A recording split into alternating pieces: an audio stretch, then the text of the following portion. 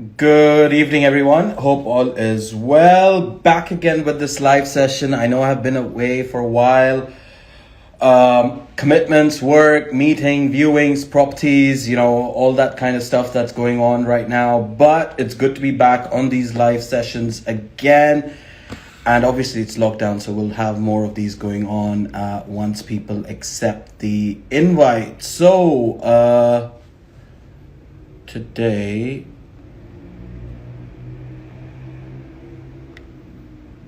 Send. Today we've got a content writer, property investor, property content writer. She advises people on how to use Instagram, social media, everything, and how to make it useful in terms of working with social media, of course. Bakalova, who's going to be joining us. Ina, Hey. how are you? Yeah, not bad, thanks. Nice Sorry to to finally have see kept you. you waiting. We were supposed to be doing this, I guess, what, at 3 o'clock? Yeah, no worries at all. I feel so drained today, but we're here on this live. So thank you so much for joining me today. I've seen a few things of what you do on your live stories, on your posts. It's quite I would say entertaining, useful, and good to look at because you get ideas of how to go about using social media the right way, especially Instagram, on what you are pretty dominant on. So we're going to be speaking all about that. But the live session is all about sharing knowledge, spreading that positivity, and getting people back into that working mojo. I mean, lockdown's coming, so a lot of people are going to be sitting at home doing nothing. So possibly these live sessions might help them in terms of getting where they want to be. So thank you so much for joining me on the mission today. No worries. So, what do you want to chat about? So before we move forward, if you can introduce yourself as to who you are and what exactly is it that you do so that people get a better understanding of what we're going to be talking about today. Yeah, of course. So, hey guys, I'm a property investor. So I invest for myself, but I'm also a social media and content strategist. So when I originally wanted or was looking to get into property, I worked with a lot of property developers as a way of, I guess, learning how to do property. And I worked with them on their social media, which was lots of fun. So now today I consult on how property businesses can, I guess, harness Instagram and social media to grow. And I think a trap that a lot of, I guess it is property businesses fall into is we think that we are, just because we're in this niche, different rules apply to us, but actually it's the same rules of marketing and social media that you can apply to a property business. Of course, it's the same logic, right? It goes across the board. I mean, whatever business it is, it be property, it be advertisement, it be what do you call it, banking, it be law, whatever it is, it falls under. If you're using social media to market yourself, you've got to use the same logic. So we're going to be talking about all of that stuff. Before we move forward, Mm-hmm. I ask this to all my guests that come on here. When we're a young child, teenage, we see a lot of careers in front of us, whether it's our parents, our friends, our uncles, aunties, whoever they are, they're going through their careers, right? And I'm talking when we're a child, like between the ages of maybe 10 to 15 years old. And we see all these careers in front of us that sort of are the inspiration or the aspiration to where we want to get at, or copy someone in terms of what they're doing and apply that in your own career. What is it that you wanted to do when you were growing up? Was it this that you are doing today, or was it something totally different? Oh gosh, it changed so much. Like it's all a journey, right? You Of think you course. know what you want to do, and then you do it and you realize actually I like this aspect of it, but I hate the rest. So I guess my advice would be like just try everything in your 20s, because you never know what you might like, and also nothing's like final. So if you don't like something, that doesn't define you. Say you're working in, let's just say, sales. you know, you're not going to be a salesperson for the rest of your life. You are just Of in course. sales for this year or however long, and then you move on. So don't think that anything's final, and just try anything, because that's what your 20s are for. And then But you but perfect it. but I want to know what you wanted to get up to when you were growing up. What did you Oh want to do? gosh. What was your aspiration that you wanted to do? Well, I always knew it would be something for myself. I just didn't know what that would be. And I sort of fell into property because it's a way of you being able to being financially free and being able to do whatever you want. So And you that's, you had the entrepreneurial mindset from the start that oh yeah, yeah, always. I don't want to be employed, but I want to be self-employed, work for myself, be financially free. By what age? Oh gosh, like I was doing little business ventures at like, I don't know, 5 years old. I was selling candies at school. I didn't actually do that. I did sell badges, but no, I used to sell like little wooden toys out of my Okay. dad's pickup truck that I'd like built. So yeah. So it's all taking you down memory lane. So once you sort of got the hang of what you wanted to do, I mean, I am sure you went to university. What did you get up to at university? What did you study in terms of graduation? Yeah, so I studied geography at Wow. Bristol. Why is that so impressive? Geography to property to entrepreneur. I mean, it's yeah, it's good to know about what people do, right? How they end up at what they're doing today, Yeah. from what they've learned. I'm sure. Well, What was sorry. the reason that you picked geography? I mean, it was really simple. It was something I was interested in, and I would just say, just do what you're interested in because you're going to do well at it. So If I, is the Earth flat or round?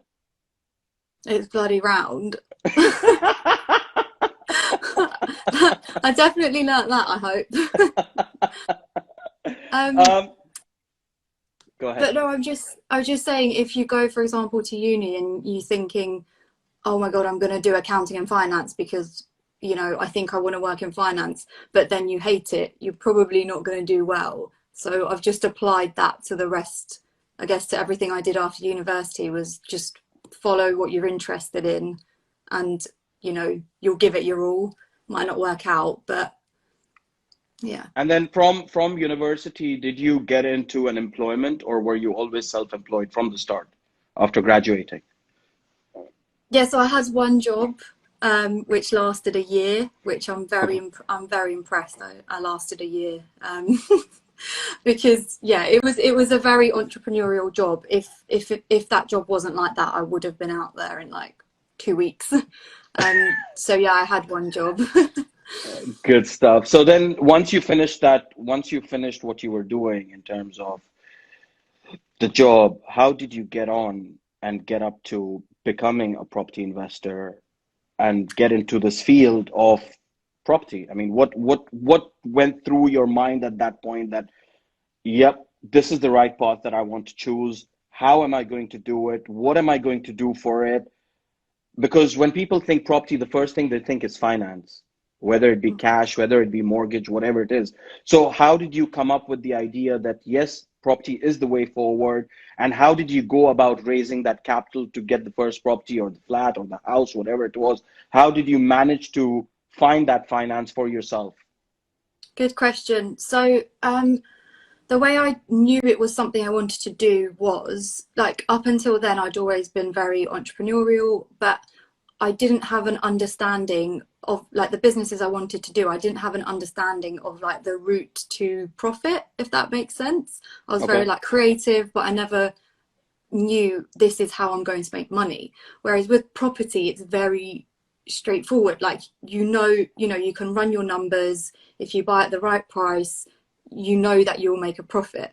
Do you have Whereas some some, sort of a formula that you use, like an Excel sheet? Like I speak to so many developers over the time, right? Or every day, for example, oh, I got to check my numbers. I got to check my numbers. I got to do this. I got to do that. Do you use some sort of formula that you know specifically that this is the property, I need to offer this much to make this much amount of gain? What is the formula that you use? Is it an Excel sheet or is it just a calculator? just to calculate. No, there is an Excel spreadsheet and it's like super complicated. But that only comes at the later stages where you've identified, this is my strategy, this is where I'm investing. You know what price you're looking for, and then when you find a specific property, then you plug it into the spreadsheet to get the exact numbers. And was this formula applied to your first property investment, or no, it was, you learned that over time?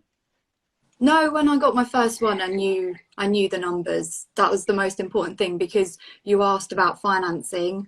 I borrowed the money for that property, so I needed to know that I could pay it back and how I was going to pay it back. So I paid it back from the rental profit. So you bought the property as a property investment, sort of long hold, keep it there, rent it out, and then possibly sell it maybe 2-3 years down the line, whatever it is. Well, so my strategy with that one was to keep it long term in my portfolio, but when you add value, you can refinance at a higher price, Of course. and then pull out the equity. So I knew that I had bought it cheap.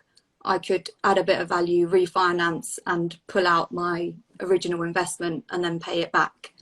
Quick question, just to go back. I mean, when did you start getting on this property ladder? Was it like recent, like 2 years ago, 3 years ago? How recent was it? So good question. I started learning about property 4 years ago, and I didn't I didn't purchase anything for over a year, because I was still learning, and that period was it some sort of a training course that you were going to, or you were just learning it off YouTube videos or social media, what people are doing? There are lots of training courses. I did like one 3-day one, which was okay, but I would say the bulk of the learning I did was afterwards, because there was so much I didn't know. It's when you know how much you don't know. And that's when I just started to meet with other investors for coffee and read anything I could get my hands on, listen to podcasts, literally just absorb everything, and start putting things into practice. And for a whole year, I didn't buy anything. I was just doing all sorts. So you were doing all the theoretical work behind it of how to go about and buy that first property that you wanted to. Not just, I was also doing the practical work, because you get a lot of, I call them like property junkies that will just consume everything, but you know, and never take action. So it's you've got to do both, and you just, I was really out of my comfort zone, but now it's like super easy. So just got to take action. And how have you gone about since then? I mean, you said that you started the journey in this property industry 4 years ago. How has it been over the time? I mean, 4 years ago would have been 2016 Brexit times, right? How has the journey been? Because you've got into the property industry at a very hard time. I wouldn't say hard as in, where it's difficult to understand what you're doing, but difficult to understand the property market, whether it's going up, down, sideways, straight up. I mean, how did you find that confidence that, okay, you know what, this is it, whether it's make or break, I have to do it? What sort of confidence levels did you have to go through? I mean, did you have those ups and downs that you had to go through, or was it just smooth sailing for you? No, it was never smooth sailing, and I would just say you just stick to your strategy, because if you're looking at what the market's doing all the time, then you can't time the market, and you're never going to take action because you're too worried about what's happening. So this is the reason I asked you this question, because a lot of people in the market, you know how it is, they see the media, they see the news, they see the social media, and they're like, oh, the market's going down, oh, the market's going to go up, oh, there's going to be repossessions after this lockdown, furlough this, furlough that, people are going to lose their jobs. So it's good to know how a property investor, if you are going to become a property investor, or if you're a property investor, how you should be thinking about your strategy rather than depending on other ways of going about it. So it's good to know that. So sorry, carry on, you were saying something. No, I think you've hit the nail on the head. Like, you just need to have your, put your blinkers on and obviously understand what's going on in the market, but you basically should be doing the opposite of the masses. That's like the main investment thing, right? If like you read, you know, that house property is an amazing investment in, you know, on the BBC, then it's probably too late to invest, Of and course. vice versa. So yeah, just don't read the news. Like, yeah, Just focus carry on your on strategy. Yeah. just carry on. Absolutely. And what is your strategy? I mean, do you mind sharing it with us today? What do you see when it comes to property investment, strategizing for the right property investment, so obviously you don't lose money on it? But what is it that you do? How do you go about using that strategy, whatever the market?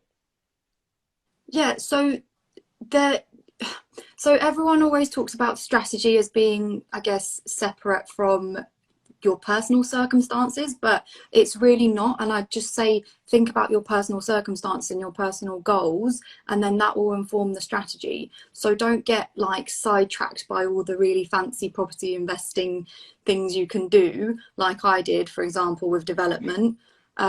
Because that's not my strategy now, because I'm quite young. I need income. I'm not looking at a capital growth strategy. And development is like, you know, it takes 3 years to finish a project. Your capital's Of tied course. up. Of It's course. just a complete, you know, it doesn't fit my point in life. So just look at your personal circumstances and make sure your strategy fits with that. So as I said, for me, it's income. So I'm currently acquiring HMOs, Okay. because that's, you know, the quickest way. I could also be doing serviced accommodation, because that's quite a good cash flow strategy. But I'm not, you know, buying luxury flats in London, Of course. or I mean, do you look developing. at all, when it comes to property investment, do you look at all over the UK, or do you just look at London or the certain area that you live in, your neighborhood, something like that? Or is it open? Again, just, yeah, it just completely depends on your personal circumstances. So the yields are better up north. I'm based down south. And for me, I can travel there. I don't, you know, I'm not tied down to here. So I could invest up north. But, you know, if you've got a full-time job, then you're going to have to find something closer to home. So Of course. where you invest it just depends, you know, what your personal circumstances are. Um, Absolutely. and then you look at the numbers, and if the numbers work, then that's Go cool. ahead, place the offer, Yeah. get the deal done. Um, this is one part of your day job, but the other part of your day job is that you advise, you consult property brokers, property companies, property developers on how to use social media to their benefit. Yeah. And I've seen quite a few tips that you give on your live stories. And if anyone on here right now, 4 people are live. If you've not checked out Ina's live stories, check informative. Sorry, I had a phone call there. So do check them out. It's really good. How did you come about doing that? What sort of made you realize that, look, there is this gap in the market. People don't know what they're doing in terms of marketing their properties the right way or marketing their services the right way. How did you come into this picture? Yeah, so just by being in the network and just, you know, being so ingrained in like the property niche, I was meeting property developers, investors, every day, and they were just terrible, like so bad at marketing themselves. I don't know if it's specific to this niche, or, you know, if other industries are like this. But yeah, that's how I spotted the gap in the market. And obviously, if you know the industry and you know the niche, then you're better placed to offer a service. And as I said, I was looking to learn how to do development. I got to know a few developers, and I started running their social media for them. So I had the experience, and then I set off to do it Oh, myself. so did they just approach you that, can you look at our social media, or did you approach them that, look, you're not doing it the right way, and I have formula that will work for you? How did it come about? Was it them or was it you? So interestingly enough, it was a bit of both, because I had started, I guess, investing in my presence then. I would meet developers at networking, and, you know, we'd connect on Instagram, and then they would see my Instagram and be like, okay, you're really good. Can you, like, what can we do together? So that's when I realized as well, like, the power of social media. Like, your Instagram feed is basically like your CV. Um, Exactly. and people will laugh at me, you know, saying that, but I would argue that your profile is probably more important than a CV these Of days. course, because you're the second person that has said this to me in the last 2 weeks, I would say. Because when I went to someone talking about, I think they were an architect, and whenever they go for a job, sort of quotation or valuation or whatever it Yeah. is, they put their they put their Instagram profile in front. Like, look, this is what I'm doing. Mm-hmm. Take it or leave it. I don't need to show you anything else. So it's a good way of showing what you do. Now, coming back to this, do you specifically specialize with Instagram, or you look at the whole social media circle? I can advise on all social media, but I specialize in Instagram because it's where, strangely, like there's a big property community on there, and it's where I feel most comfortable. It's where I've seen, you know, the most results.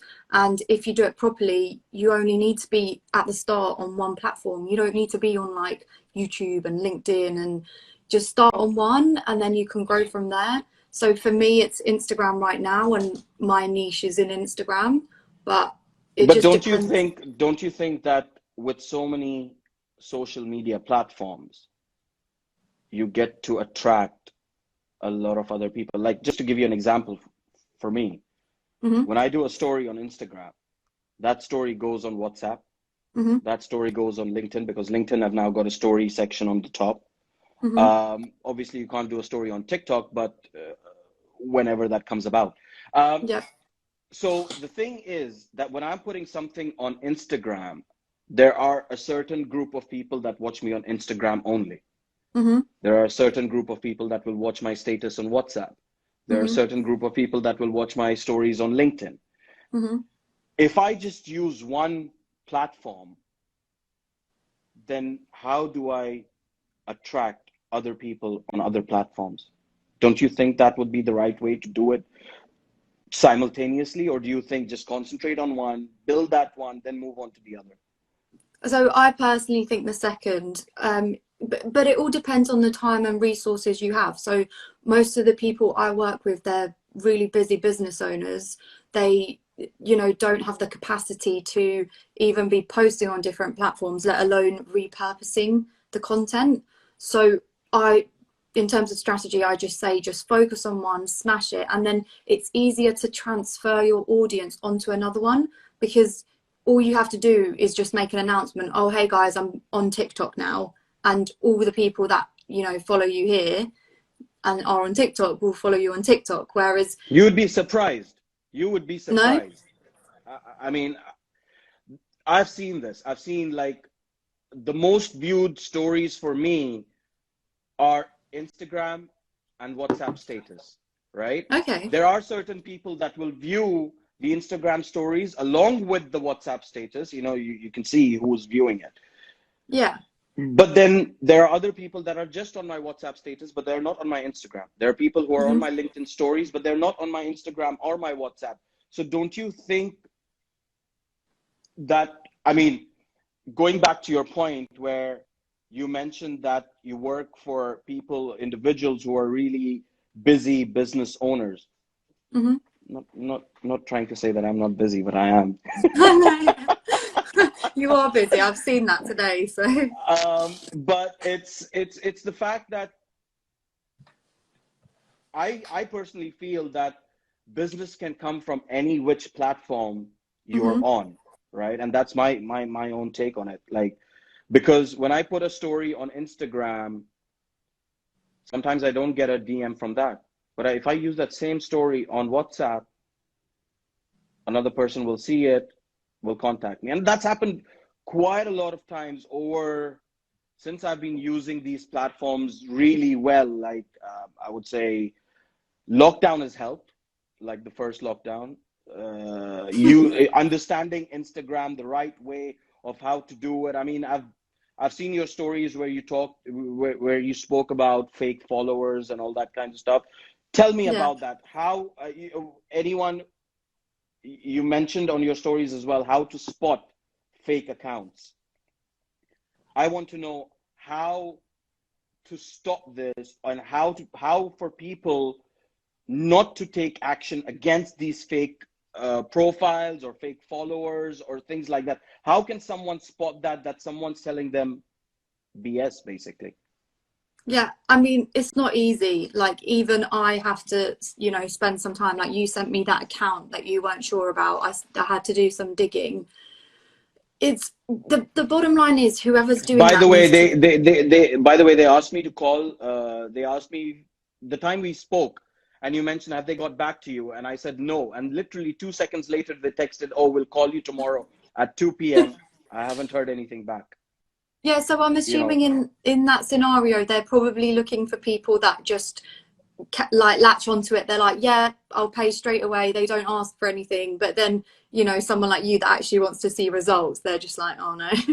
So he's not going to fall for our trap. yeah, exactly. So you just need to make sure that they can demonstrate results, and to just be able to, when you look at a profile, quickly, that whether it's real or not. So have a look at my highlights if you want to know how to spot fake followers. But yeah, I think if someone's selling you social media services and they haven't grown their following organically, then that's like, they're just. That's the first thing I look at. When someone pitches me that, oh, I can get you 10,000 or 15,000 organic followers, and I go to their profile and it's like 150 followers. I'm like, why didn't you grow your own profile first? Yeah, and then oh, we work for a company and we work for this and we can't do that. Like, okay, what are you trying to pitch out here? How are you trying to pitch business to me when you're not doing it the right way?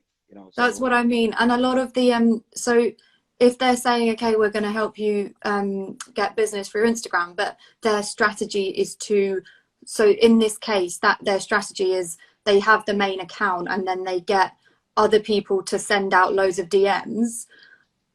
Like, if that's what their strategy is, then that's not what you want to be doing. Like, that's not an efficient way of finding business. And how do you think is the right way of finding business? I mean, followers, okay, but not every follower will come to you for what you're selling. They will just be there to follow your journey, But how do you grow your Instagram account the right way so that people start engaging with you? I know this is a broad topic to talk about right now, and we've got literally 4 or 5 minutes left. But so quickly, just a quick recap on how can someone grow their Instagram account the right way to pitch their business in the right manner to a stranger? Yeah. So first thing I think is, like, let's not think of it as grow your Instagram, because when you say grow, it means, oh, okay, get more followers. But like, that's just not very important. It's grow your business the Instagram way. I'll type it. I'll or reword it. Attract business. That's what you want to do. Like, you want to actually see a return on the time and effort you're putting into Instagram. Followers aren't really a return. If your followers are going up, that's a good sign and great, track that, but it's not the main metric. And it's the same with likes and comments. Like, the people that are going to follow you, like and comment, a lot of the time they're not the ones that are going to buy from you. Of course. Yeah. So what was the question? Sorry. How to grow your business the Instagram way. Yep. So you just need to write the copy. So what you write in your captions is the most important thing. So you need to write effectively to get people to act and to get people into your DMs, or to get them wherever you want to get them to, whether that's your website or a sales landing page. But it's writing effectively and getting them to take an action. So that action isn't going to be a like or a comment, but it's, getting them to your landing page or downloading your lead magnet. And that varies depending on your niche, on your business, and so on and so forth. But the way you should be quantifying whether you're getting results from Instagram is, are you getting money from it? Are you getting leads? Are you getting business? Otherwise, there's no point, really. I mean, I'll just give you, I've been in this industry brokering for the last 12 years, from properties also.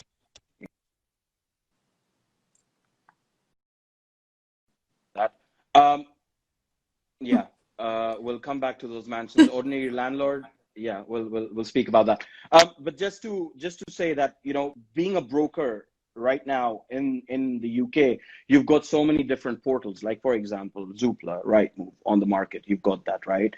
But I stopped all of Hmm. that 4 years ago. In 2016, I stopped using Zoopla, Rightmove, and all these guys. Hmm. Hmm. Started using LinkedIn, Instagram, sort of.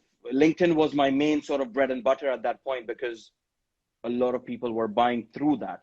And LinkedIn has a Hmm. totally different way of looking at businesses rather than Instagram, for example, where Instagram is like social, business, everything put together, kind of a Facebook, but a different way of Facebook. Um, Yeah. and all my business to date, like the property I was in Windsor right now, it's all Yeah. come from social media. Exactly. So Amazing.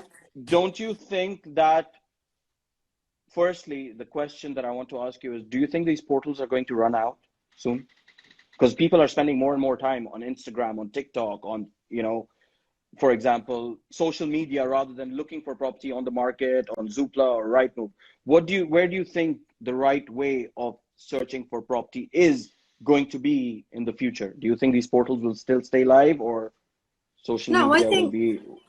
yeah, I don't see them disappearing. I don't. I just see the relevance of social media growing. But I think it's more in terms of like building a personal brand that it's more powerful. And I just think it's crazy that you've said that all your, businesses come from social media and all Yeah. your leads.